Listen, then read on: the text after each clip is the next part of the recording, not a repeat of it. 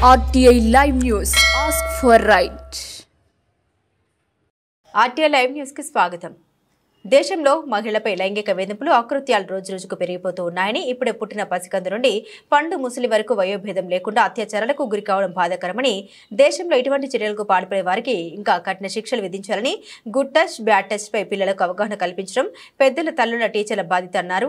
ప్రభుత్వం పోలీసులు సమాజ సేవకులు ప్రజలకు అవగాహన కల్పించాలని అందరూ సమిష్టిగా మహిళా రక్షణ కోసం ఒక ఉద్యమంలో ఆది పరాశక్తికి ప్రతిరూపం ఓర్పులో భూమాతతో సమానమైన స్త్రీలను రక్షించుకోవాలని స్త్రీ శిశు సంక్షేమ శాఖ మంత్రి గుమ్మిడి సంధ్యారాణి కోరారు.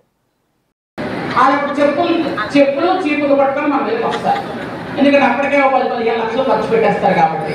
అలా కాకుండా వాళ్ళు మాట్లాడుకుంటున్నప్పుడే ఒకవేళ మీరు చెప్తే మీ మీద నింద పడుతుంది అనుకుంటే మీ పేరు నేను బయటకు చెప్తాను. ఆర్జేడీ గారికి పిల్లలకు కూడా చెప్తున్నాను. ఎందుకంటే మీ పేరు బయటకు చెప్పకుండా ఉంచుతారు. దయచేసి చెప్పండి. ఎందుకంటే బాల్య వివాహాలు అయితే పూర్తిగా ఆపాలి.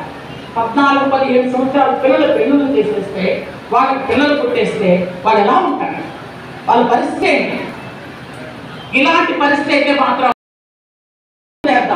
మనం అడుగు ముందేస్తే ఎంతమంది ఎన్నడుగులు ముందేస్తారో చూద్దామని ఒక మంచి ఉద్దేశంతోనే ఈరోజు ఈ కార్యక్రమాన్ని మనం ఏర్పాటు చేసుకున్నాం.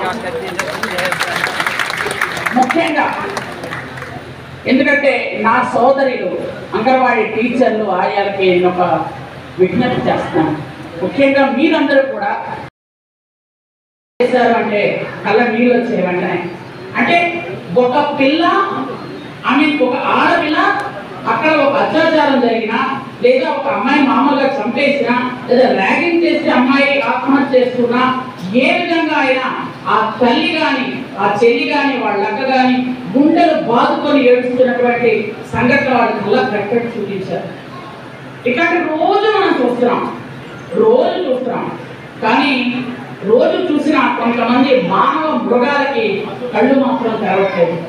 మీకు ఉదాహరణ చెప్తాను. ఎందుకంటే ఈ మధ్యకాలంలో నేను చూసిన అతి చిన్న పిల్ల అంటే 6 నెలల పాప రామభద్రపురంలో 6 నెలల పాపని కూడా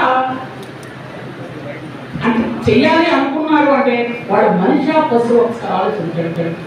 6 నెలల పాప ఎంత బుద్ధిగా ఉందంటే అంటే ఎంత దారుణంగా వ్యవస్థ తయారవుతుందో నేను మీకు చెప్పాలనుకుంటున్నాను. ఎంత దారుణంగా ఈవెన్ 6 నెలల పాపని అసలు ఏ ఉద్దేశంతో చూశాడో ఎలా చూశాడో అంటే ఇప్పుడు చాలా మంది కొంతమంది సోకాల్ లీడర్స్ కొంతమంది ఉంటారు. పిల్లలు కాలేజీకి వచ్చిన బట్టలు సరిగా బాగులేవు, వీళ్ళ డ్రెస్సింగ్ బాగలేదు, లేదా ఆడవాళ్ళ బట్టలు బాగులేవు, వాళ్ళు తయారు అవ్వడం బాగలేదు అని కొంతమంది మాట్లాడుతూ ఉంటారు. మరి 6 నెలల పిల్లలు ఏం చూస్తారు? ఒక 3 నెలల పాపలు 6 నెలల పాపలు సంవత్సరం పిల్లల్లో 70 ఏళ్ళు 80 ఏళ్ళు ముసలావిళ్ళు అంటే మానవత్వం పూర్తిగా చచ్చిపోయింది. ఎందుకంటే నేను పూర్తిగా చెప్తే నా కళ్ళ నీళ్ళు వచ్చేస్తాయి. అంత దారుణమైన పరిస్థితులు ఈ మధ్యకాలం చూస్తున్నాను.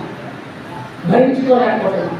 ఒక తల్లిగా భరించుకోలేకపోతున్నాను, ఒక మహిళగా భరించుకోలేకపోతున్నాను, ఒక మంత్రిగా సహించలేకపోతున్నాను. We have to start this right now. మన అభివృద్ధి ప్రతి విలేజ్లో మనం ఉన్నాం, ప్రతి ఇంట్లో మనం ఉన్నాం, ప్రతి గడపలో మనం ఉన్నాం. మనం లేని ఇల్లే లేదు. ముందు మహిళల శక్తి పెరగాలి. ముందు మన శక్తి పెరిగితేనే మనల్ని చూసి అటువైపు వాళ్ళు భయపడతారు. ఎందుకంటే మన శక్తి ఎంతుందో మీకు నిజంగా తెలియదు, చాలా మందికి తెలియదు. నిజంగా ఒక ప్రసవ వేదన పురుషుడు భరించడాన్ని చూద్దాం. ఒక సూది గుచ్చుకుంటే ఎంత బాధపడతారో 64,000 సూదులు ఒకేసారి గుచ్చితే ఒక ప్రసవ వేదనతో సమానం. అలాంటి ప్రసవ వేదన కూడా భరించుకున్న అమ్మలు ఉన్నాం. అలాంటి మనం చేయలేదు ఏమైనా ఉంటుందా చెప్పండి ఒకసారి మీరు.